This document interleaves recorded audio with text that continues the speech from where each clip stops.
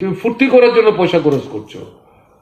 দুর্গাপূজা, কালী পূজা থেকে আর আমার সমস্ত ব্যাপার দেখা যাচ্ছে কোটি কোটি টাকা খরচ করে মুখ্যমন্ত্রীর ছবি ছাপিয়ে, আর যে দপ্তরটা ছাপায় সেই দপ্তরের মন্ত্রীরা সুযোগ নিয়ে মুখ্যমন্ত্রীর সঙ্গে তার মুখও ছাপায়।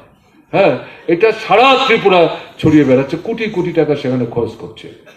এটা গানা বাজনা হলো আপনার এই আমাদের বিবেকানন্দ ময়দানে এক রাত্রে 7 কোটি টাকা নিয়ে খরচ হয়েছে।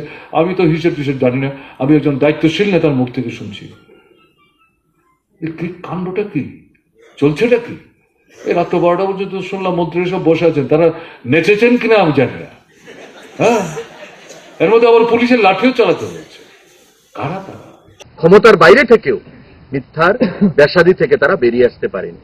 তাই বলছে প্রমোফেস্টে 7 কোটি টাকা খরচ হয়েছে এক রাতে। আমি তার তীব্র ভাষায় ধিক্কার জানাই, নিন্দা জানাই এবং আহ্বান জানাবো যে একজন সিনিয়র লিডার, প্রাক্তন মুখ্যমন্ত্রী, 20 বছরের সিনিয়র পলিট ব্যুরোর মেম্বার, উনার মুখ থেকে এই ধরনের কথা রাজ্যবাসী আশা করে না। ওই প্রমোফেস্টের রাত্রিতে কি পরিমাণ লোক ছিল আপনারা দেখেছেন, লাখের উপর লোক। মানুষের উন্মাদনা আপনারা দেখেছেন।